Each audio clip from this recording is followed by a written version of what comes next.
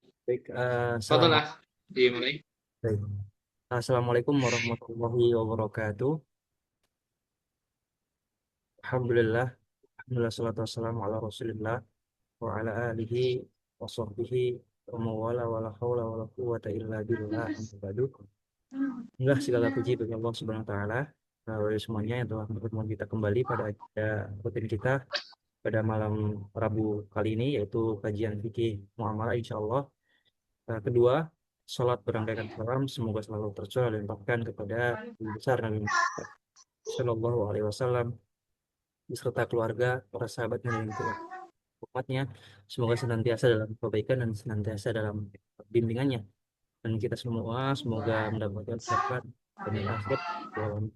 Baik, alhamdulillah. Gimana kabarnya Bapak semuanya? Semoga dalam keadaan sehat, dalam keadaan perlindungan Allah dan dalam keadaan terbaik. Izinkan saya memberikan dan memberikan saya pribadi. Mari kita niatkan pada mata-mata ya, untuk menuntut ilmu syar'i, di mana menuntut ilmu syar'i adalah kewajiban bagi kita, khususnya kaum muslimin. Selama kita masih diberi kesempatan hidup, beri kesempatan untuk kemudian hidup lagi, maka selama itu pula kita masih ada kewajiban untuk menuntut ilmu, dan semoga kita menginvestasikan waktu kita pada malam hari ini ya. Mungkin Bapak Ibu semuanya bekerja dari pagi sampai sore, aktivitas yang lain, tapi kemudian Bapak Ibu meluangkan waktu untuk jam ke depan untuk menuntut ilmu. Semoga Allah berikan kemudian ganjaran yang terbaik, itu pahala yang kemudian kita dapatkan nanti di akhirat. Baik Bapak Ibu semuanya, mari siapkan penanya kemudian kita tanya. Kita akan menyimak pembahasan dari Ustadz Yusuf Sin. Untuk Ustadz Yusuf Sin, silakan. Fadal Ustadz. Syukran jazilan. Akhriki, Bapak Ibu, apa kabarnya? Bismillahirrahmanirrahim. Assalamualaikum warahmatullahi wabarakatuh. Waalaikumsalam warahmatullahi wabarakatuh. Bismillah walhamdulillah wassalatu wassalamu ala Rasulillah wa ala alihi wa ashabihi wa mawalah. Allahumma salli ala Muhammadin wa ala alihi wa ashabihi ajma'in, amma ba'du. Rabbi ishrah li sadri wa yassir li amri wahlul 'uqdatam min lisani yafqahu qawli. Ya muallima Ibrahim wa Musa alimna, wa ya mufahhima Sulaimana fahimna. Allahumma alimna ma yanfa'una wanfa'na bima 'allamtana warzuqna al-'amala bima 'allamtana wa zidna ilman warzuqna fahman, amin ya rabbal alamin. Segala puji dan syukur hanya milik Allah Subhanahu wa taala. Salawat dan salam senantiasa tercurahkan kepada baginda Nabi kita Muhammad sallallahu alaihi wasallam.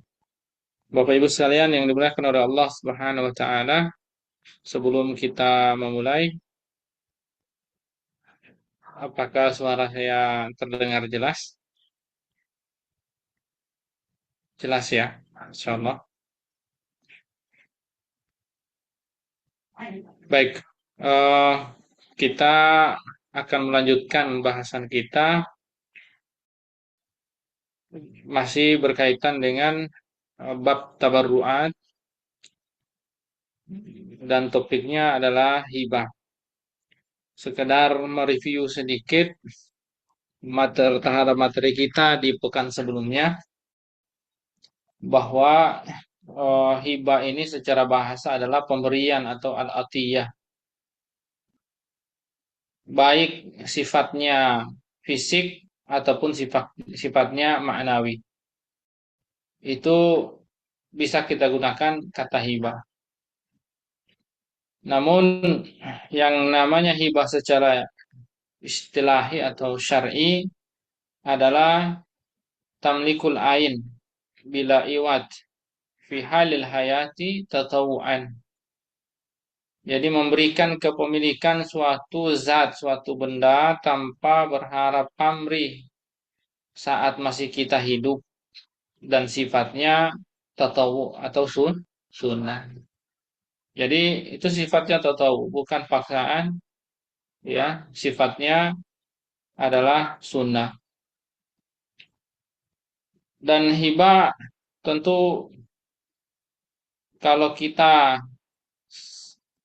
padanankan dengan kata seperti misalnya atiyah pemberian, juga hadiah atau hadiah, juga sodakoh maknanya saling mendekati. Hanya saja keempat istilah tersebut adalah suatu kata yang berbeda. Secara umum, baik itu hibah, hadiah, atau sodako bisa disebut sebagai atiyah atau pemberian. Tapi tetapi hibah dengan hadiah dengan sodako itu berbeda. Kalau hibah, kalau hibah berbeda dengan eh, apa namanya, dengan hadiah. Karena kalau hadiah itu ya barang yang kita berikan, ya ada salah satu cirinya adalah kita yang bawa kepada orang yang kita kasih, kita yang pindahkan, atau juga kita memberikannya karena kecintaan, suka pada seseorang, pada orang tersebut. Sementara kalau hibah dia lebih umum, tidak disyaratkan itu. Demikian juga bedanya dengan sodako. Kalau sodako itu diberikan terhadap orang-orang yang membutuhkan. Jadi sodako mesti diberikan kepada orang-orang yang membutuhkan. Kalau orang yang tidak membutuhkan, ghairul muhtaj, sifatnya bukan sodako, bisa sifatnya hadiah, misalnya kepada orang kaya. Jadi kalau hibah sejatinya bisa pada orang kaya, bisa pada orang miskin, orang yang membutuhkan, tidak membutuhkan, tetapi kalau sodako itu hanya kepada orang yang membutuhkan. Jadi dia lebih khusus lagi, dari sekedar hadiah, ya. Jadi itu perbedaannya. Saya rasa secara jelas sudah dibahas, telah saya bahas di pertemuan sebelumnya. Nah, Nabi Shallallahu Alaihi Wasallam dalam konteks keempat istilah tadi, khususnya yang tiga, bahwa Nabi Shallallahu Alaihi Wasallam itu menerima yang namanya hadiah, yang namanya hibah, termasuk atiyah. Atiyah lebih umum. Tetapi Nabi Shallallahu Alaihi Wasallam juga ahlul baitnya itu mengharamkan menerima sodako. Lalu kita juga sudah membahas tentang pensyariatan hibah di kesempatan yang lalu. Masyru'iyatul hibah. Hibah itu telah disyariatkan, yakni hibah adalah ajaran Islam. Hukumnya sunnah, mustahab. Berdasarkan Al-Quran, hadis, dan juga ijma'. Al-Quran sudah kita bahas di surat An-Nisa ayat 4, di surat Al-Baqarah ayat 177, dan juga di surat Al-Maidah ayat 2. Semua ayat-ayat tersebut menunjukkan tentang istibabul al-hibah, tentang kesunahan daripada hibah. Nah, adapun hadis, dan hari ini kita masuk pada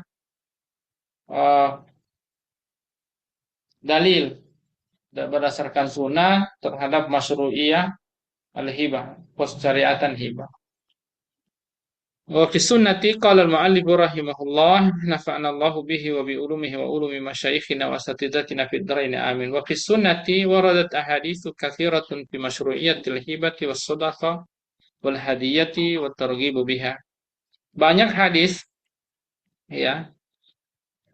telah banyak hadis sampai pada kita tentang pensyariatan hibah, sodako, hadiah, dan juga anjuran untuk melakukannya. Famin zalika ma rawat Aisyah radhiyallahu anha. Di antara hadis tersebut adalah apa yang diriwayatkan oleh Aisyah radhiyallahu anha. anna Rasulullah sallallahu alaihi wasallam qala tahadu tahabu. Ini sudah kita bahas juga, telah saya sampaikan hadis ini. Tahadu tahabu. Saling memberikanlah hadiah di antara kalian, maka kalian akan saling mencintai. Salah satu daripada kebiasaan muslim, sesama muslim adalah saling memberikan hadiah. Jadi ini anjurannya untuk saling memberikan hadiah. Dengan saling memberikan hadiah itu akan membuat seorang muslim dengan muslim lainnya itu akan saling berkasih sayang. Hadis ini hadis sahih, hadis riwayat Imam Bukhari, juga Imam Baihaqi dan juga para imam hadis yang lainnya. Wa rawa Abu Hurairah radhiyallahu anhu anna Nabiy sallallahu alaihi wasallam qaal. Ada juga hadis dari Abu Hurairah bahwa Nabi sallallahu alaihi wasallam bersabda, ya nisa al-muslimat, wahai para wanita muslimah, la tahkiranna jaratun li jaratiha walau firsana syatin. Wahai para wanita muslimah, hendaklah jangan seorang tetangga itu menyepelekan ihtikar atau tahkir al-hakru, ya menyepelekan apa namanya itu ya, al-hakru itu ya menyepelekan, sebenarnya meremehkan. Hendaklah jangan suatu tetangga itu menyepelekan, meremehkan tetangganya yang lain. Ya, walau firsana syatin, walaupun itu hanya sekedar eh, memberikan yang namanya firsana syat. Firsana itu ya, ini namanya rusg. Ini rusgu ini. Engkelnya tangan ini rusgun. Nah ini namanya firsan. Ya, jadi walaupun dia hanya daging sebesar ini, berarti sebesar apa tuh bola pingpong lah. Walaupun hanya sebesar bakso, jangan diremehkan. Dan jangan, maksudnya punya tetangga, ya mungkin ada orang merasa kalau ngasih harusnya banyak. Saya punyanya dikit misalnya, nggak enak ngasihnya. Nah ini maksudnya latah kirana. Jangan menyepelekan itu. Mungkin dipikir sedikit, tapi pahalanya luar biasa. Ya, ini hadis sahih, hadis Bukhari juga Imam Muslim.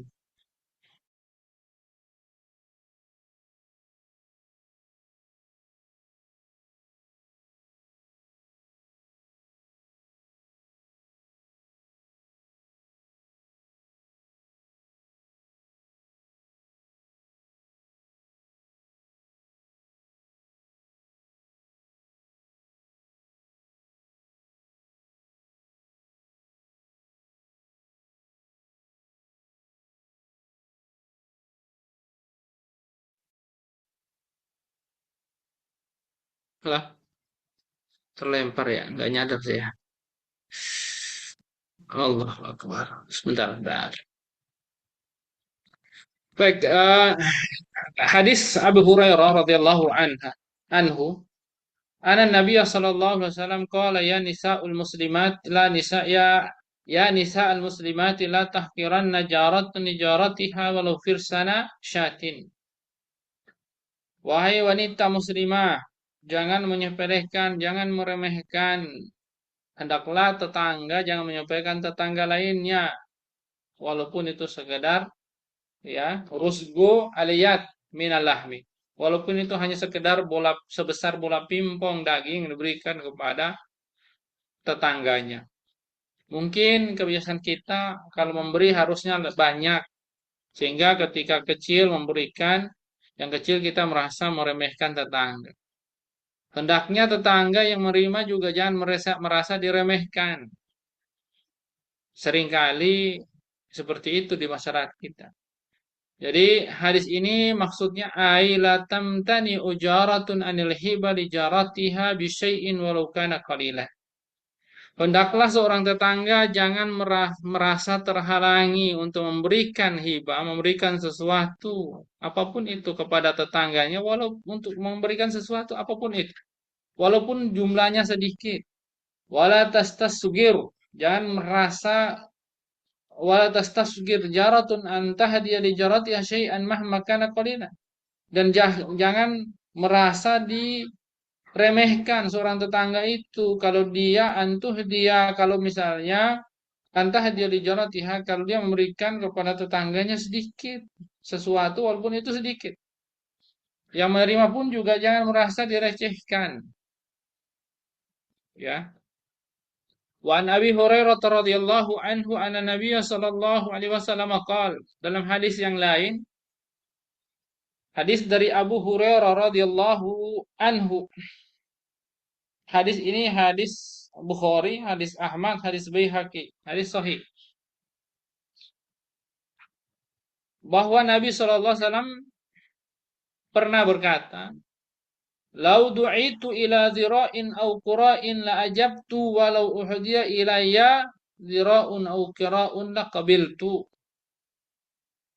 Saya kalau diajak, dikasih, dipanggil untuk dikasih, ya, satu lengan, ya, dhira', ya, dari daging satu hasta, kalau kita satu lengan, ya, bagian lengan, atau kuraknya, betisnya, saya akan ambil.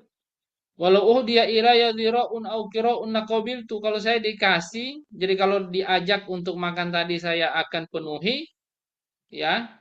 Kalau saya dikasih pun juga akan saya ambil, kata Nabi sallallahu alaihi wasallam. Wa hadza yadullu ala targhibi bil hibati walau bil qalil.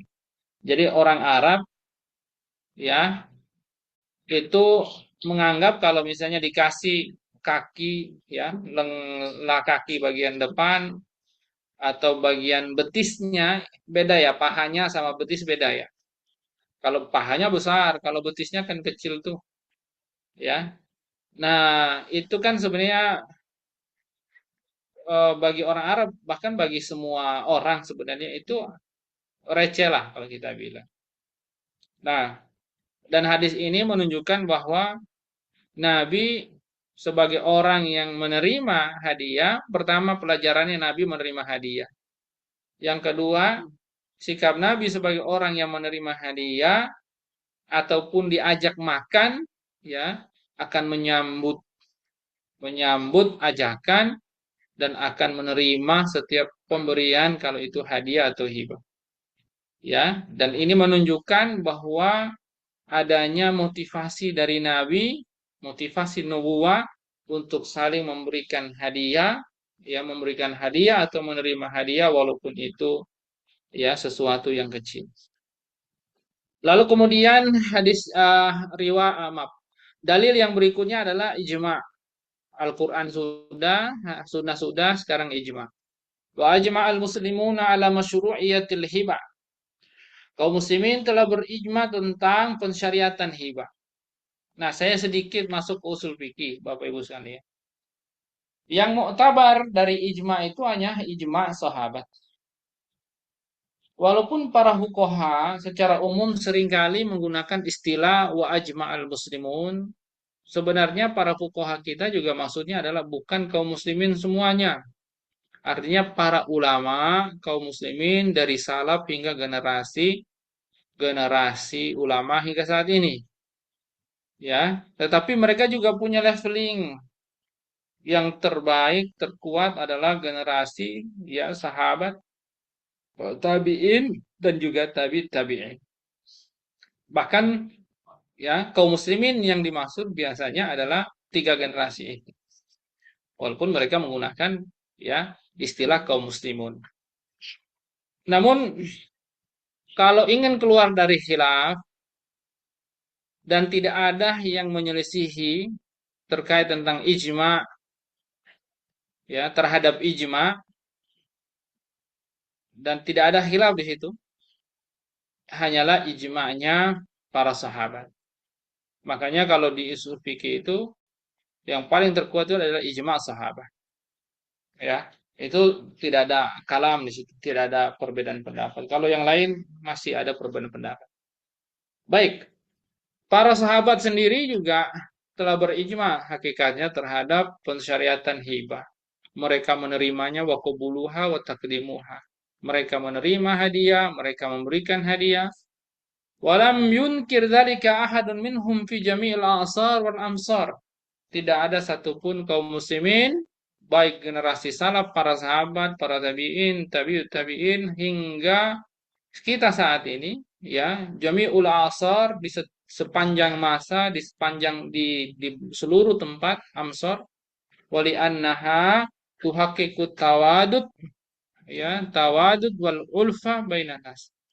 Ya, bahwa hadiah itu atau hibah itu, ya, akan mewujudkan saling, ya, tawadud antara sesama muslim, saling, ya, berkasih sayang, saling uh, ulfah, ya, bisa bersikap lembut di antara manusia, tuh, saling berkasih sayang dan bisa berlaku lembut, ya, dan hadiah itu akan membuat kasih sayang, saling menghormati di antara individu masyarakat itu bisa mungkin terwujud. Wa tab'asul wudda wal ihtiram baina afradil mujtama.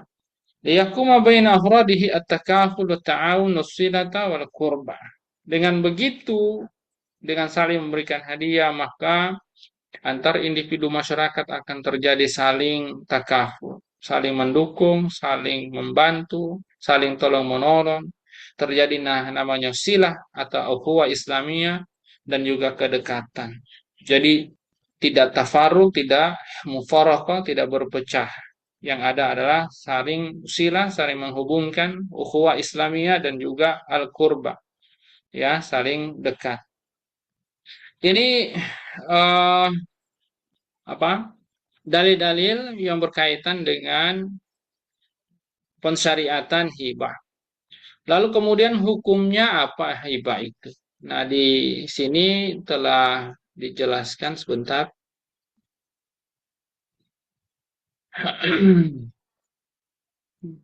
Sebentar, sebentar. Hukmuha al-wasfu syar'i, jadi hukumnya di sini berdasarkan tinjauan syar'i. Al-hibatu mandubun ilaiha bittifaq. Jadi hibah itu, orang yang melakukan hibah, hukumnya mandub sunnah. Ini yang disepakati. Lil ahadithi kasi al-katsirati allati waradat fi targhib biha. Ini berdasarkan hadis-hadis yang sangat banyak memotivasi, meminta orang untuk melakukan hibah. Banyak sekali hadisnya. Wa qad ya'tariha ahkam ukhra. Ya, tetapi memang memungkinkan, ya, di sini, ya, walaupun dikatakan bahwa dia sunnah, tetapi kita juga harus perhatikan ada satu keadaan, khususnya satu keadaan. Hukumnya itu akan berbeda, bahkan haram. Fatusbihu haraman, akan menjadi haram. Kapan itu? Ketika atau bila mana hibah itu diberikan kepada siapa? Li arbabil wilayati wal umali wal wadha'if. Ketika diberikan kepada orang-orang Rabbul wilayah, orang-orang yang punya siapa? Otoritas, yang diberikan otoritas oleh negara yang mengurus wilayah, misalnya provinsi, kabupaten, sebagai amil, ya, entah bahkan sebagai pegawai, ya, misalnya pegawai negara. Kalau dalam Islam, pegawai negara harus hati-hati tuh menerima hadiah, ya, syubhat, ada syubhat di situ. Ya, man waqa'a fi syubhat waqa'a fil haram, orang yang terjatuh pada syubhat terjatuh kepada keharaman. Oleh karenanya Nabi SAW mengatakan hadiyatul amil gulul. Hadiah yang diberikan rakyat kepada pegawai negara amil itu termasuk harta curang. Jadi kalau pegawai negara mengambil hadiah itu dia gulul. Dan ini juga berlaku kepada siapa? Kepada, ya, kepada orang-orang yang bekerja sebagai pegawai di sebuah perusahaan misalnya. ketika katakanlah dia sebagai sales atau sebagai orang-orang yang memang eh, berkaitan ya berkaitan dengan customer, lalu customernya memberikan hadiah, ya tentu ya hadiah dimaksud ya untuk kompensasi, walaupun mungkin tidak dibilang sebagai kompensasi, bahkan tidak perlu akad di situ sebagai kompensasi.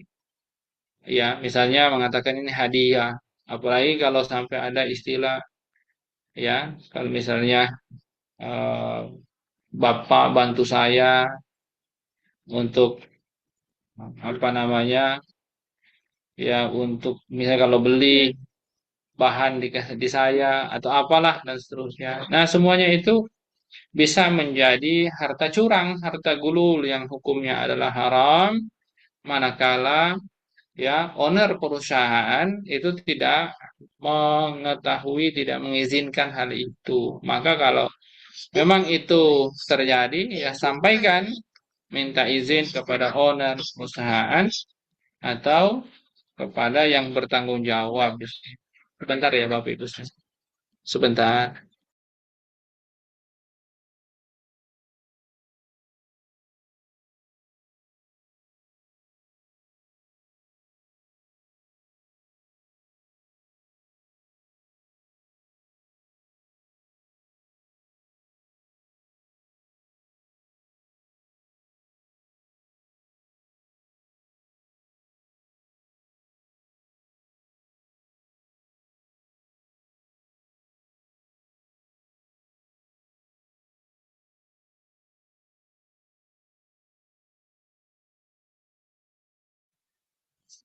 Baik, jadi Bismillah, Alhamdulillah. Jadi Bapak Ibu sekalian berhati-hati ya untuk kasus-kasus kita sebagai pegawai. Misalnya, misalnya ya Bapak Ibu sekalian di masyarakat kita populer lah ya, tidak timur tidak barat. Populer ada yang namanya tip ya, tip gitu. Kita sering mendapatkan pelayanan ya ngasih tip gitu ke karyawan, entah misalnya di bengkel, di tempat cuci kendaraan, mungkin di warung makan, di hotel, atau dimanapun itu sering tuh budaya-budaya itu ada. Baik, ini juga harus berhati-hati. Terlebih kalau misalnya memang di perusahaan itu aktivitas kasih-kasih tip ini terlarang. Tapi kalau perusahaan sudah bolehin ya nggak masalah sih. Ini berbeda kalau negara. Kalau negara nggak boleh buka mengizinkan pegawainya mendapatkan tip dari masyarakat dalam pelayanan nggak boleh. Tapi kalau perusahaan masih memungkinkan. Kalau perusahaan masih memungkinkan. Misalnya perusahaan bilang, yaudah kamu kerja, kalau misalnya nanti ada dapat tip dari customer, yaitu hak kamu lah misalnya. Kalau ada omongan seperti itu aman pekerjanya, ya. Tapi kalau nggak ada, nah itu harus berhati-hati. Itu masuk kategori harta gulul, ya, masuk kategori harta curang. Baik, jadi ini yang dimaksud di sini. Hibah yang tadinya sunnah bisa menjadi haram, ya, karena ada hadis yang menafikan amal itu dengan memberikan stigma hukum bahkan ya sebagai harta gulul, harta curang pasti haram. Ya, sehingga kemudian dianggap fatusbihu haraman. Itu haram ya, khususnya kepada orang-orang yang punya otoritas mengurus wilayah, provinsi, kabupaten dan seterusnya, termasuk para pekerja, ya, para umal maksudnya amil kayak di kabupaten, wadhaif ya, termasuk eh, para pegawainya gitu. Kalau umumnya biasanya qadhi hakim. Illa idza kanat mu'tadah ma'ahum qoblal wilayah. Ya, kecuali kalau para pejabat, para ya baik itu bupati, gubernur, termasuk para pegawainya, kalau kita ngasih hadiah ke mereka, Ya, itu sudah menjadi kebiasaan kita kepada mereka itu sebelum mereka punya jabatan, sebelum bekerja. Sudah biasa, maka syubhat itu, ya syubhat bahwa kita memberikan hadiah itu karena ingin mendapatkan suatu pelayanan misalnya dan seterusnya, nah itu bisa bisa dihilangkan karena toh pada dasarnya saya sudah biasa sering memberikan hadiah kepada fulan tersebut sebelum ia menjabat, gitu ya. Jadi konteksnya ke orang tertentu tidak umum, ya. Misalnya kita sudah punya sahabat yang biasa sudah saling memberikan hadiah dengan dia sebelum dia bekerja, sebelum dia jadi pejabat dan seterusnya, maka boleh, ya. Baik. Lalu kemudian kama tahrumul hibatu idza kana. Hibah juga haram apabila sebentar. Maaf. Hmm, let's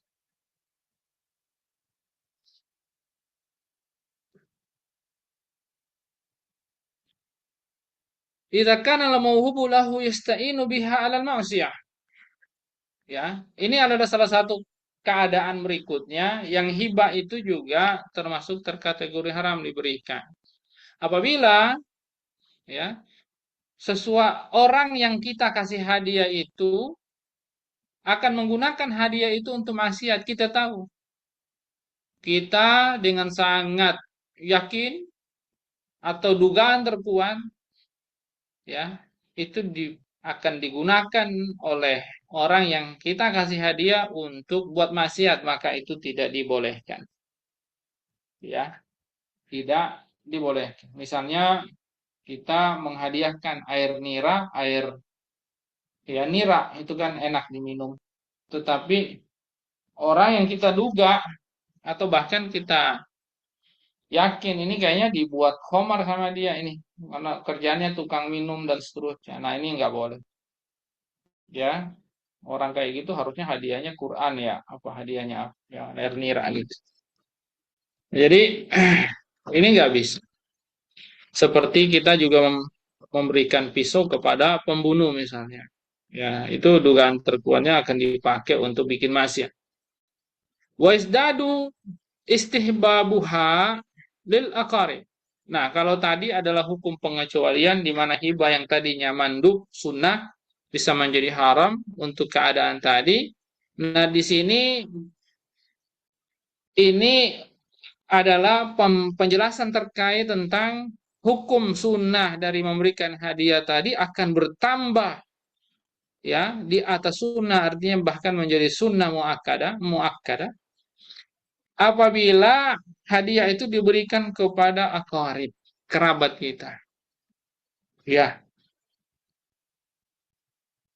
kalau melihat hubungan, ya, hubungan manusia dengan manusia lain, ya, setidaknya seseorang itu, ya, pertama ada hubungan nasab, ada hubungan ukhuwah Islamiyah, ada hubungan eh, kalau dibilang ukhuwah insaniyah.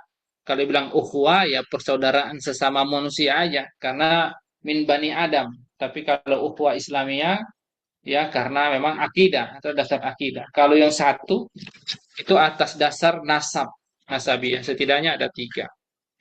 Ada ya hubungan namanya silaturahim. Ini yang kita sebut dengan aqarib, dengan kerabat, dan silaturahim ini ada dua. Yang satu rahim karena ikatan rahim rahim qarib yang dekat. Yang kedua adalah rahim ba'id, rahim yang jauh yang kita sebut sebagai kerabat. Rahim dekat ya itu kita benar-benar saking dekatnya dengan mereka, ya. Ini yang kita sebut dengan apa itu? Ya, dengan ya nasab. Nasab yang apa sih namanya itu ya? eh Ya seperti kayak misalnya suami istri, anak, orang tua, kakek, ya. Kemudian ya anak ke bawah, cucu. Nah, itu semua secara hukum kalau mau bercampur baur, ikhtilat, berduaan, apa namanya itu, kholwat, itu nggak ada masalah gitu. Ya ini yang diharamkan dinikahi tentunya. Tidak bisa nikah itu hubungan itu. Nah, ini dekat yang kita sebut sebagai silaturahim ya. Nah, silaturahim ya, kerabat, yang namanya itu rahim dekat. Ada lagi rahim yang jauh. Yang ini disebut dengan zawil arham ya, atau disebut dengan kerabat. Ini seperti termasuk paman, bibi ya, ponakan, sepupu. Walaupun kalau paman nggak mungkin ponakan nikah dengan paman atau dengan bibi nggak mungkin, haram. Tapi dengan sepupu kan bisa anak paman. Artinya sepupu. Ya, walaupun tidak bisa, paman pun disebut sebagai kerabat.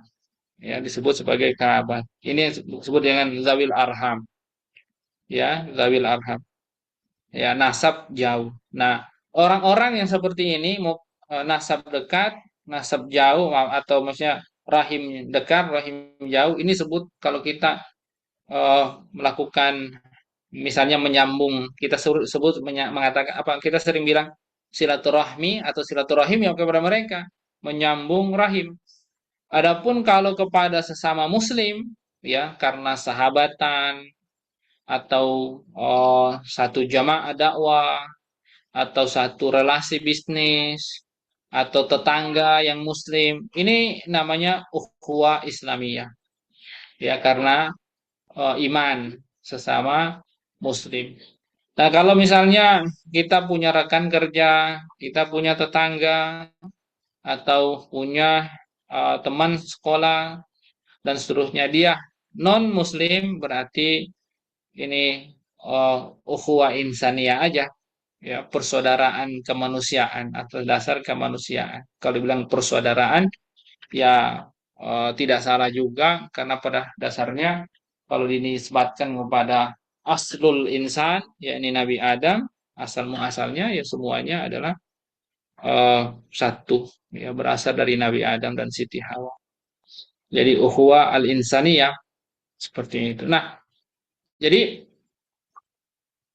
eh untuk orang-orang yang dekat tadi, yang rahim itu termasuk akarib ya, zawil arham, tentu memberikan hadiah kepada mereka itu jauh lebih utama daripada memberikan hadiah kepada ya orang yang secara hubungan lebih jauh, seperti itu ya, lebih jauh. Jadi lima fiha min silaturahim, karena di sana min silaturahim, karena di sana ada hubungan rahim. Alladzi amarallahu bihi an yusal. Jadi yang memang Allah perintahkan untuk dihubungkan. Faqala ta'ala wattaqullaha alladzi tasaaluna bihi wal arham. Ya. Jadi bertakwalah kepada Allah ya, yang kalian meminta, yang maksudnya eh, yang kalian meminta untuk dengannya itu hubungan rahim itu bersambung. Ittaqul arham, maksudnya jagalah itu rahim, hubungan rahim tadi ya, jagalah jangan sampai terputus antak tauh. Warwa Abu Hurairah radhiyallahu anhu, ada hadis dari Abu Hurairah radhiyallahu anhu, anna Nabiya sallallahu alaihi wasallam qala inna rahima syujnatun minar rahim, faqala Allah man wasalaki ya wasaltuhu, wa man qata'aki qata'tuhu. Jadi benar-benar ya, rahim ini benar-benar eh, itu syujnatun minar rahman, itu menjadi ya satu apa namanya, patokan ya dari kasih sayang, di mana bahwa bagian daripada kasih sayang, di mana Allah itu sampai mengatakan ya, jadikan patokan, jadi barang siapa yang menyambung engkau rahim, maka saya akan menyambung kasih sayang kepadanya. Barang siapa yang memutus ya, ini kan firman Allah kepada rahim itu ya. Jadi barang siapa yang memutus engkau, saya akan juga memutus orang tersebut. Jadi jangan sekali-kali memutus rahim ya. Kalau memutus rahim, nah ini sangat berbahaya termasuk dosa besar. Jadi sekarang banyak orang begitu mudah untuk memutuskan rahim ini, berantam dengan orang tuanya, berantam dengan eh, saudaranya, berantem dengan ya anaknya, berantem dengan ya bahkan kerabatnya, zawil arhamnya, ya pamannya, ponakannya, sepupunya, ya terlebih bahkan saling bermusuhan hingga bunuh-bunuhan hari ini banyak. Nah, memutus aja ya dengan tidak mengajak bicara dan seterusnya aja berdosa, termasuk dosa besar. Bagaimana kalau sampai bermusuhan, apalagi hingga bunuh-bunuhan, tentu ya dosa yang sangat-sangat besar sekali. Baik, Bapak Ibu sekalian yang dimuliakan oleh Allah Subhanahu wa taala, ya. Yang berikutnya ini ada hadis dari Abdullah ibni Amru radhiyallahu anhuma anna Rasulullah sallallahu alaihi wasallam qaal bahwa Nabi sallallahu alaihi wasallam bersabda ya ar-rahimuna yarhamuhumur rahman irhamu man fil ardi yarhamkum man fis sama ar-rahimu syujnatun minar rahman faman wasalaha wasalahullah wa man qata'aha qata'ahullah. Jadi tadi ini sudah kita eh, bahas juga ini tadi ya di mana eh, dalam hadis ini Nabi Shallallahu Alaihi Wasallam itu mengatakan bahwa orang-orang yang menghubungkan rahim maka Ar-Rahman yaitu Allah Subhanahu wa taala akan eh, mengasihi mereka, yarhamuhum, ya yarhamuhum. Makanya Allah katakan Nabi SAW katakan irhamu man fil ardi, sayangilah orang yang di bumi, ya maksudnya kasih sayanglah mereka, sayangilah mereka, hubungkan rahmatnya kepada mereka, maksudnya kasih sayangnya dengan mereka. Jadi menghubungkan silaturahmi itu artinya nanti penjelasan para ulama macam-macam tuh. Misalnya dengan memberikan hadiah, dengan mengunjungi, dengan membantu, bisa melakukan ta'awun, melakukan takaful, kasih pekerjaan, kasih macam-macam itu termasuk bagian daripada makna menghubungkan silaturahmi. Ya, jadi silaturahmi itu bukan hanya kunjungan aja, tapi ya seperti membantu, ngasih hadiah, apa semua itu namanya oh, silaturahmi. Nah, irhamu man fil ardi, kasihanilah atau sayangilah orang yang di bumi, ya, maka orang yang di langit, penduduk langit akan mengasihi kalian. Ya, ar-rahimu syujnatun min rahman. Jadi kata rahim ini bagian dari kata rahman, kasih sayang.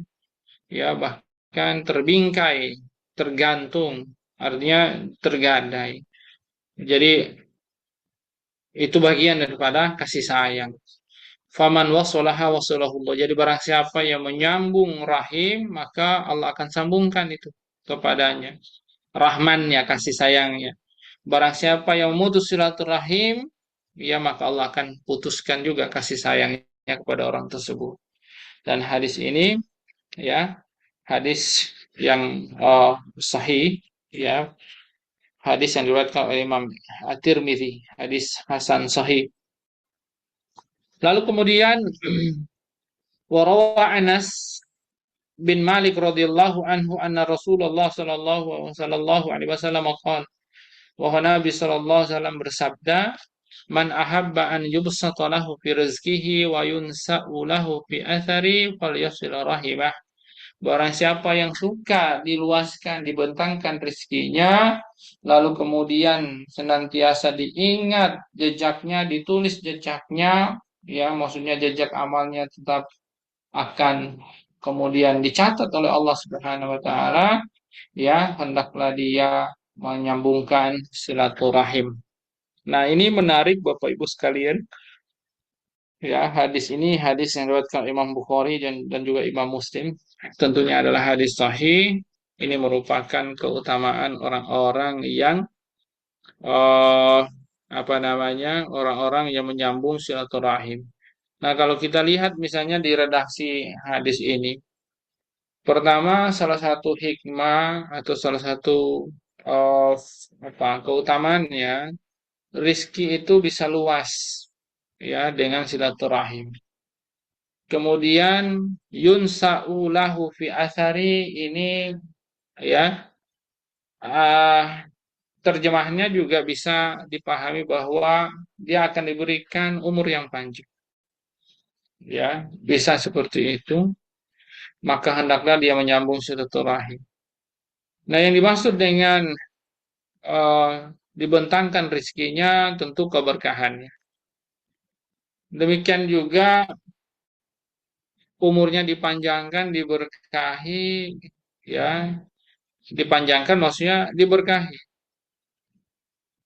Walaupun ada yang memahami ya benar-benar umurnya dipanjangkan, walaupun sebenarnya makna yang tepat adalah keberkahannya yang ditambah usianya.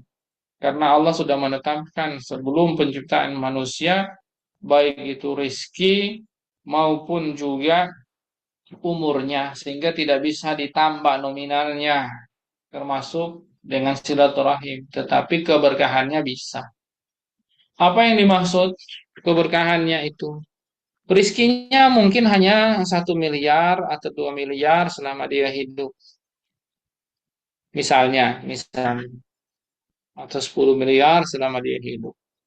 Misalkan rizkinya segitu, ya katakanlah segitu. Tetapi keberkahan setiap orang itu bisa berbeda-beda, Bapak Ibu sekalian. Nah, orang-orang yang menyambung silaturahim itu keberkahannya bisa berlipat-lipat ganda. Misalnya, ternyata dengan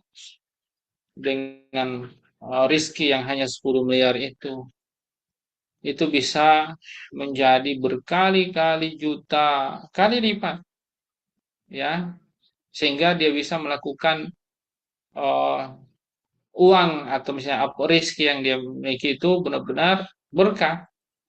Tapi ada orang yang sama sekali yang misalnya rizkinya tidak barokah, misalnya sama-sama dikasih 10 miliar, itu jatahnya misalnya, lalu kemudian kalau udah wafat berarti jatahnya segitu, ya. Tetapi rizkinya hanya dipakai untuk maksiat, tidak menjadi amal soleh, jadi nggak berkah. Ya, sementara yang satu jadi amal soleh, bahkan amal solehnya bukan amal soleh biasa, yang bisa berkali-kali lipat, berganda, maksudnya ya berganda, bisa digandakan berkali-kali lipat. Sama juga dengan usia. Yang pertama orang usianya 60 tahun, yang kedua 60 tahun. Tetapi yang 60 tahun yang pertama, mungkin katakanlah 45 tahun dia maksimal ibadah. Sementara yang kedua hanya 20 tahun dia maksimal ibadah. Artinya sebagian besar usianya itu hanya dipakai maksiat. Kalau baliknya misalnya adalah 15 tahun. Harusnya kan 45 tahun dia mukallaf, terbebani hukum. Tapi yang kedua itu hanya bisa ibadah 20 tahun. Sementara yang satu 45 tahun. Full. Berkah yang mana? Tentu berkah yang 45 tahun. Tetapi yang C ini ternyata 45 tahun. Katakanlah 45 tahun usianya. Tetapi dia seperti hidup 1000 tahun. Karena ternyata 40 tahun dia beribadah, ya, dia bisa memaksimalkan ibadahnya karena keberkahan usianya, seperti dia ibadah selama usia 1000 tahun. Ya tentu dia lebih berkah. Nah itu ya, yang dimaksud oleh para ulama, yang dimaksud adalah keberkahan pada harta, keberkahan pada umur, bukan bertambahnya harta atau rizki atau bertambahnya usianya secara nominal. Wal afdol sorful hiba lil juran. Dan yang paling utama kalau melakukan hibah, arahkan hibah, kasih hibah itu kepada tetangga. lima rawa Abu Hurairah radhiyallahu anhu anna Rasulullah sallallahu alaihi wasallam qala man kana yu'minu billahi wal yawmil akhir falyukrim jarahu. Barang siapa yang beriman pada Allah dan hari akhir, hari pengadilan, hari pembalasan, hendaklah dia memuliakan tetangganya. Nah, benar, kalau kita lihat misalnya Imam An-Nawawi ketika menulis kitab Riyadhus Shalihin juga beliau ternyata menulis juga di situ tentang keutamaan bertetangga, hukukul jar, hak-hak bertetangga. Tetangga ini memang luar biasa. Ya, hingga Nabi Shallallahu Alaihi Wasallam itu saat beliau Jibril turun itu untuk atas perintah Allah tentunya menurunkan satu wahyu, ya, yang yaitu nasihat dari Allah bahwa untuk selalu memuliakan tetangga, sampai-sampai karena saking tetangga itu punya keutamaan sampai Nabi mengira, ya kan, Nabi mengira, nampaknya, ya, kata Nabi gini, saya mengira nyaris tetangga itu akan menjadi ahli waris juga, mewarisi tetangganya. Nabi sampai mengatakan seperti itu karena Allah itu menurunkan melalui Jibril, ya, itu wahyu, hadis maksudnya itu juga wahyu, wa ma yantiqu anil hawa in huwa illa wahyu yuha, ya. Jibril itu kasih ingat terus kepada Nabi untuk memuliakan tetangga. Saking seringnya sampai Nabi mengira tetangga ini akan jadi ahli waris nih, akan mewarisi tetangga. Ternyata enggak, ya. Tetapi tidak dipungkiri bahwa keutamaan tetangga itu juga sangat luar biasa. Kita boleh punya saudara banyak, punya keluarga banyak dan seterusnya. Tapi kalau kita lihat orang yang pertama yang menolong kita, yang dekat dengan kita saat kita, dia tetangga kita, ya. Kalau keluarga mungkin, ya, dekat secara nasab, tapi mungkin kalau nggak tinggal jadi tetangga kita, dia akan terasa lebih jauh daripada tetangga kita. Yang pertama kali datang, ya pasti tetangga. Makanya kenapa harus sesama tetangga harus menjaga hubungan itu, harus saling memuliakan. Nah, di situ Imam Imam An-Nawawi rahimahullah, ya, menjelaskan tuh, menjelaskan dengan sangat rinci tentang hak-hak bertetangga. Tetangga itu ada tiga macam. Pertama, tetangga kita itu adalah keluarga kita. Keluarga kita yang bertetangga, kebetulan rumahnya dekat kita, jadi tetangga kita. Dia muslim, dia keluarga, dan juga tetangga. Maka dia punya tiga hak. Hak sebagai muslim, hak sebagai tetangga, hak sebagai keluarga. Yang kedua, yang bertetangga dengan kita bukan keluarga kita, tapi dia muslim dan juga tetangga kita. Maka dia punya dua hak. Yang pertama, hak sebagai tetangga. Yang kedua, hak sebagai muslim. Yang ketiga, bisa jadi tetangga kita adalah orang kafir, tapi dia tetangga kita. Maka dia punya satu hak, yaitu hak bertetangga, ya, dan seterusnya. Nah, jadi tidak heran kalau memang tetangga itu memiliki keutamaan, bahkan para fuqaha sebagian besar mengatakan memberikan hibah kepada tetangga itu adalah lebih utama berdasarkan hadis man kana yu'minu billahi wal yawmil akhir falyukrim jarahu. Barang siapa yang beriman kepada Allah dan hari akhir, hendaklah dia memuliakan tetangganya. Salah satunya adalah cara memuliakan tetangga, memberikan hibah kepadanya, tidak menyakitinya, dan seterusnya. Dan itulah muslim yang baik. Muslim yang baik itu adalah muslim yang tetangganya, muslim lainnya itu selamat dari lisan dan juga perbuatannya. Al-muslimu man salimal muslimuna min lisanihi wa yadi. Seorang muslim itu adalah muslim yang selamat, muslim lainnya, tetangganya terlebih, ya, apalagi dia adalah muslim yang menjadi tetangganya, itu selamat dari lisan, omongannya, dan juga sikap buruknya. Baik, berikutnya Bapak Ibu sekalian, al-mukafaat atau al-mukafatu, ya, atau al-mukafa'ah, maaf, al-mukafa'atu alal hibah, ya. Yustahabbu liman wuhiba lahu syai'un an yuqaddim mukafa'atan lil wahib anhu hibat an hibatihi in amkanahu dzalik. Lima rawat Aisyatu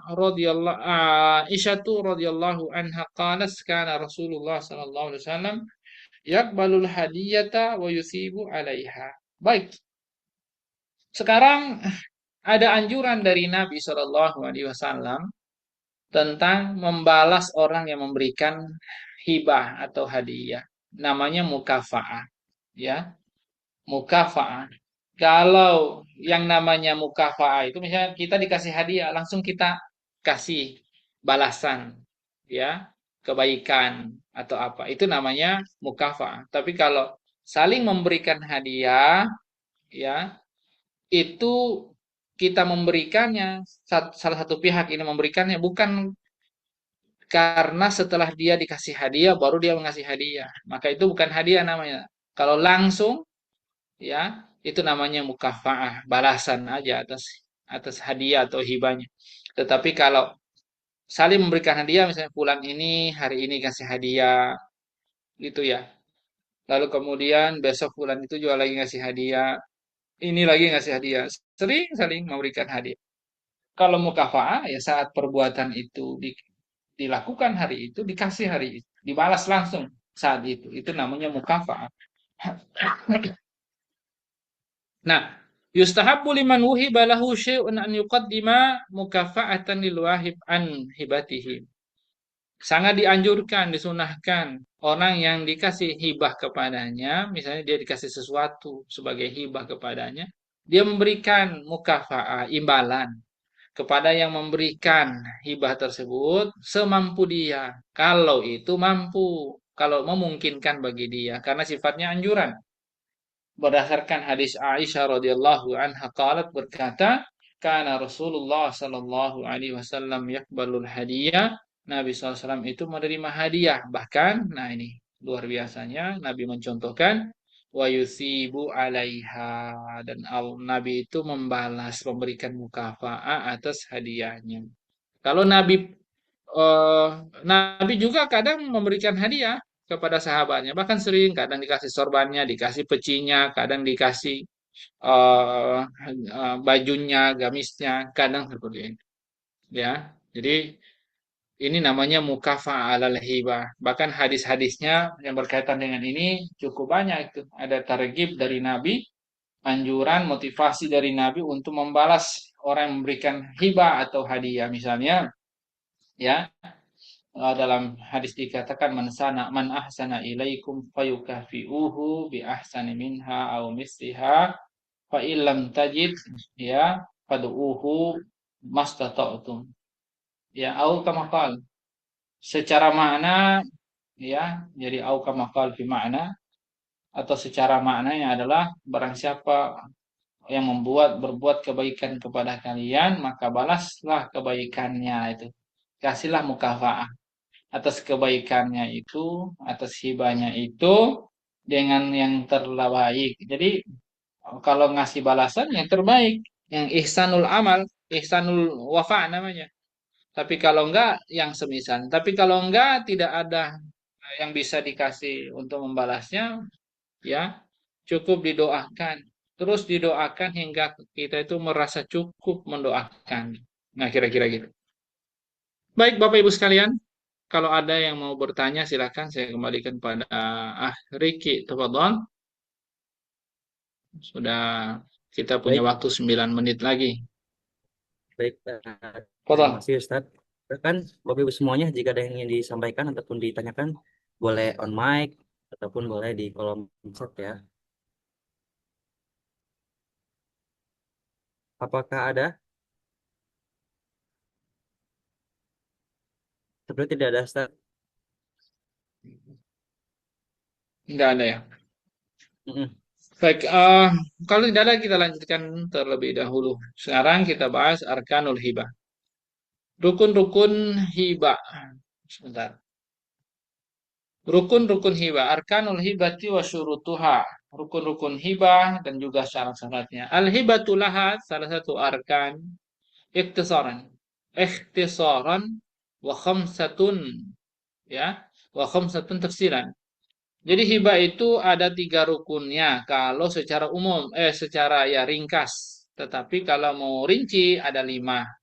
Yang pertama ya sekaligus yang kedua adalah al-aqidan, orang yang berakad. Jadi ini akad, hibah itu akad. Berarti ada al-wahib yang memberikan hadiah dan ada yang al-mauhubu lahu, orang yang diberikan hadiah atau diberikan hibah. Nah, itu satu atau satu dan dua. Nah, itu kalau dirinci. Nah, yang kedua atau ini yang ketiga dan keempat ada sigoh. Yang kedua itu sigoh, kalau dirinci berarti sigohnya itu ada ijab, ada kobul. Ijab dari yang pertama kali mengatakan, kobul itu adalah yang kedua, yang mengatakan yang kedua. Misalnya kobul itu yang menerima umumnya. Ya kan? Ijab itu mesti al-wahibnya yang memberikan, al-qabul dari al-mauhubu lahu yang dikasih. Dan yang ketiga dan atau kalau secara rinci ini yang kelima adalah al-mahallu. Al-mahallu itu maksudnya harta yang dihibahkan, al-malu al-mauhub ya. Dan setiap rukun tersebut ada syarat ketentuannya. Walikulli ruknin syurutuhu. Nah, nanti akan kita bahas ya di sini awalan al-aqidani. Baik, al-aqidan. Rukun yang pertama sekaligus yang kedua. Awalan al-aqidan. Wahuma al-wahib wal mauhubu lahu. Yang memberikan hadiah dan yang menerima hadiah. Wa syurutuhuma kasyurutil ba'i wal mushtari. Syaratnya sama pada syarat pembeli dan penjual atau penjual dan pembeli dalam kasus akad jual beli. Wa yushtaratu fil wahib khassa. Ada namun untuk kasus hibah, terutama wahib yang memberikan hibah ini atau hadiah, dia punya syarat khusus. Apa itu? An yakuna malikan lil mauhub. Ya, harta yang diberikan itu benar-benar harus milik dia. Ya, harus milik dia. Fala tasihu hibatun ma la yamlikuhu. Jadi sesuatu yang tidak dimiliki tidak bisa dihibahkan, tidak sah. Wa an yakuna ahlan litabarru. Yang kedua, syarat al-wahib yang memberikan hadiah ini atau hibah ini, dia adalah orang yang punya ya, memenuhi syarat untuk melakukan amal tabarru ya. Ya, maksudnya punya hakut tasarruf lah kira-kira gitu. Ahlan litabarru. Dia punya uh, apa namanya? Memenuhi syarat untuk melakukan amal ya. Kemudian yang ketiga li'annal hibata tabarru'un biduni iwad fala tasihu al hibatu minas sogiri wal majnun. Karena hibah itu adalah akad tabarru, akad kebaikan, sunnah sifatnya tanpa berharap balasan atau pamrih, maka tidak dibenarkan, tidak sah hibah itu dilakukan oleh anak kecil dan juga orang gila. Ya, li'annahuma laisa ahlan litabarru, karena mereka bukan orang yang boleh yang memiliki hak untuk melakukan tasarruf terhadap harta ya tidak tidak berhak gitu melakukan transaksi belum memenuhi syarat lah kira-kira gitu untuk eh, melakukan transaksi keuangan walidzalika la tasihu hibatun hibatul waliyyi min mali sogir. Oleh karenanya, maka hibah seorang wali yatim atau wali dari seorang anak yang masih kecil itu tidak sah. Ya, demikian juga wali yang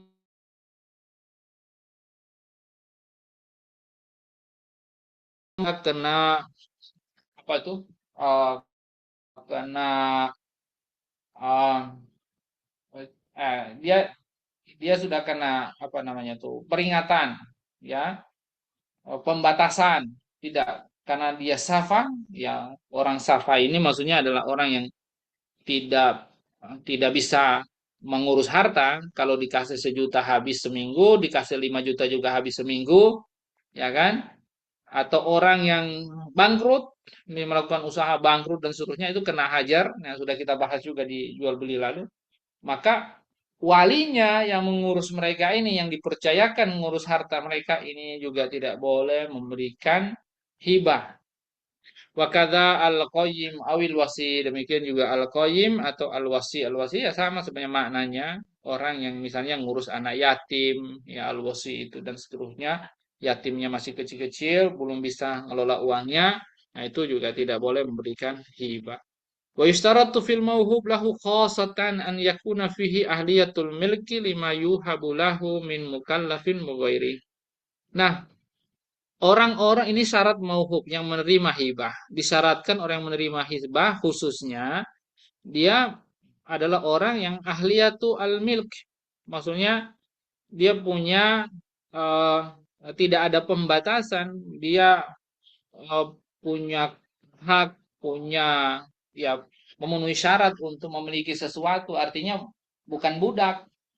Kalau budak dikasih hibah sama dia, itu akan menjadi milik tuannya karena dia tidak punya ahliyatul milk di situ, ya. Oleh karenanya ya dia tidak akan bisa dikasih hadiah. Karena hadiah itu kan harusnya tamlik, tamlik kusyai, ya, memberikan kepemilikan kepada dia. Kalau niatnya kepada dia, sementara eh, dia budak, itu pasti akan menjadi milik tuannya. Berarti akan nggak jelas lagi itu kepemilikan harta itu, ya. Nah, juga ahliyatul milk itu dia adalah mukallaf, bukan anak-anak. Karena tadi, ya kalau anak-anak orang gila yang bukan ahliyatul milk. Nah, fa in kana ghairu mukallaf fayaqbalu anhu waliyu. Kalau dia bukan mukallaf, misalnya masih anak kecil, juga orang gila, siapa yang menerima hadiah? Boleh menerima hadiah tapi walinya yang menerima. Wala tasihu al-hibatu li hamlin, ya, wala tasihu al-hibatu li hamlin wala li bahimatin li annahuma la yamlikani milkan ikhtiyariyan.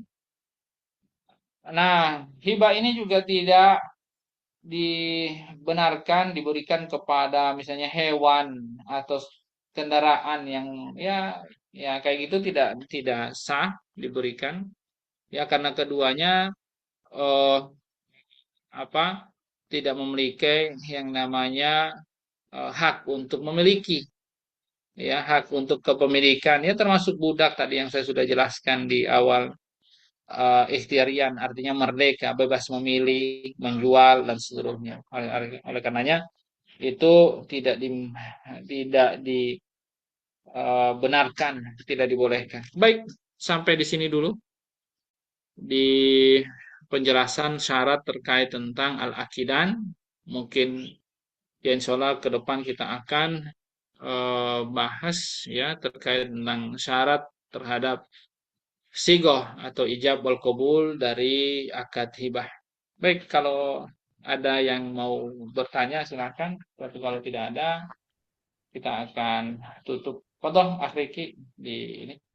Baik, syukur jika Ustaz. Boleh bertanya Ustadz? Silahkan Pak Saiful. Ya, Ya, silakan. saya agak Oh, agak masuk terlambat tadi. Assalamualaikum warahmatullahi wabarakatuh. Waalaikumsalam ya. warahmatullahi wabarakatuh. Untuk jenis barang yang bisa dihibahkan, Ustadz, apakah uang itu termasuk barang yang bisa dihibahkan? Itu pertanyaan pertama. Yang kedua, perbedaan hibah dengan wakaf itu apa, Ustadz? Mohon penjelasannya. Terima kasih. Assalamualaikum.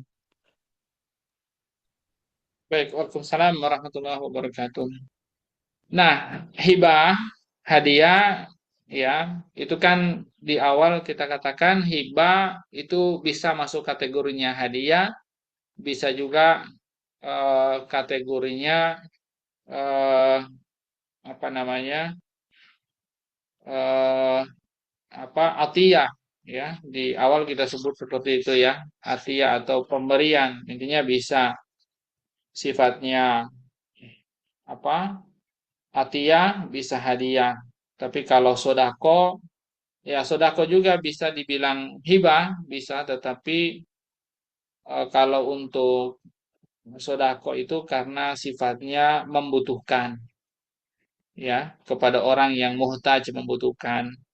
Kalau orang kaya nggak bisa kita bilang sodako, tapi bisa kita bilang hibah, ya. Masuknya adalah hadiah. Ya intinya ini dulu yang kita pahami. Nah, jadi kalau bicara hibah, karena dia sifatnya apa namanya, eh, misalnya hadiah atau atiyah, ya bisa bentuknya uang, ya, tidak ada masalah. Bentuknya uang, bentuknya barang, ya, atau bentuknya ya makanan, nggak ada masalah. Sebenarnya ya sama saja. Kalau kalau sodako itu kan ada takorup kepada Allah, salah satunya karena ingin mendapatkan pahala dari Allah Subhanahu wa taala. Kalau hibah, terutama hadiah, itu karena ingin mendapatkan oh ya karena kecintaan aja pada orang tertentu dan seterusnya, ya, penghormatan dan seterusnya, sehingga diberikan tidak harus kepada orang yang membutuhkan. Nah, jadi bentuknya bisa barang yang habis, ya, termasuk uang dibelanjakan habis, ya, eh, termasuk juga sodako demikian. Tetapi kalau wakaf, maka wakaf itu harus berupa barang yang barangnya itu tidak boleh habis. Artinya kalau uang, ya, diwakafkan, ya, itu para ulama menolak mewakafkan uang, ya, karena uang itu alat tukar, dia akan bernilai ketika dibelanjakan, kan begitu. Kalau dibelanjakan kan mesti habis tuh.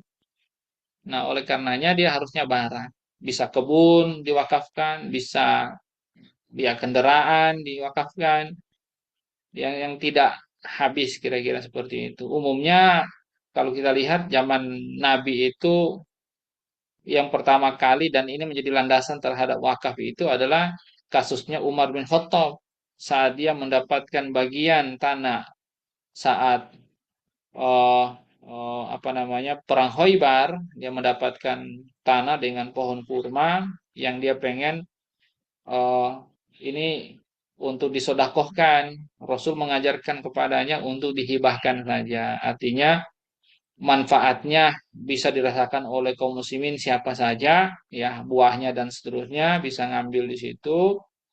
Sementara pohonnya ini kepemilikannya ya dipindahkan, kepemilikannya diberikan kepada Allah Subhanahu wa taala, tertahan al waktu itu artinya tidak bisa ditasarruf lagi, tidak bisa dijual lagi, tapi bisa ditukar guling, ya, bisa tukar guling untuk suatu keadaan. Ya intinya bedanya pada harta yang diberikan. Ya, tentunya akadnya berbeda. Harta yang diberikan kalau wakaf, ya, itu tidak boleh eh, habis, intinya gitu. Kalau yang bisa dimanfaatkan, ya, kalau dia masjid misalnya ngasih tanah, wakafin tanah, bangun dan seterusnya, berarti kan orang bisa pakai masjid itu pakai ibadah. Zatnya kan tetap utuh, kan gitu. Manfaatnya yang bisa dirasakan orang. Kira-kira gitu, Pak Syiful.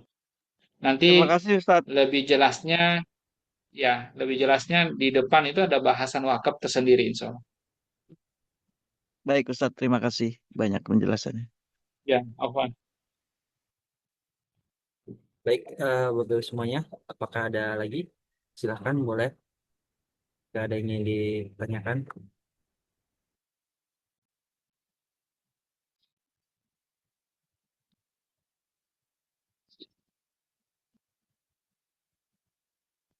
Kayaknya enggak ada. Ditutup aja.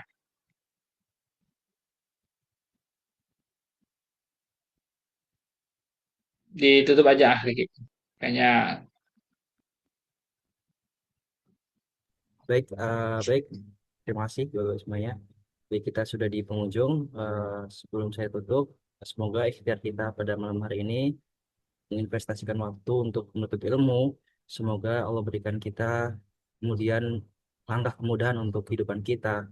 keluarga kita, dan Allah berikan segala sesuatu untuk kita itu berkah, dan Allah berikan kesehatan untuk keluarga kita tentunya. Semoga kehidupan kita Allah tolong dan Allah berikan yang terbaik untuk kita semua. Baik, Bapak semuanya, mari kita tutup dengan alhamdulillah, istighfar dan Amin, doa. amin, ya Allah. Bismillahirrahmanirrahim. Alhamdulillahirrahmanirrahim. Astagfirullahaladzim. Alhamdulillahirrahmanirrahim. Subhanakallahumma Amin. asyhadu an la ilaha illa anta astaghfiruka wa atubu ilaik. Subhanakallahumma rabbana wa bihamdika asyhadu an la ilaha illa anta wa atubu ilaik. Assalamualaikum warahmatullahi wabarakatuh. Terima kasih Bapak Ibu sekalian. Sampai ketemu Waalaikumsalam kembali di pertemuan warahmatullahi berikutnya. wabarakatuh. Terima Ya, kasih Ustadz, terima kasih sampai Mas Riki. ketemu. Ya, terima kasih Akh Riki ya semuanya. Terima kasih. Ustaz.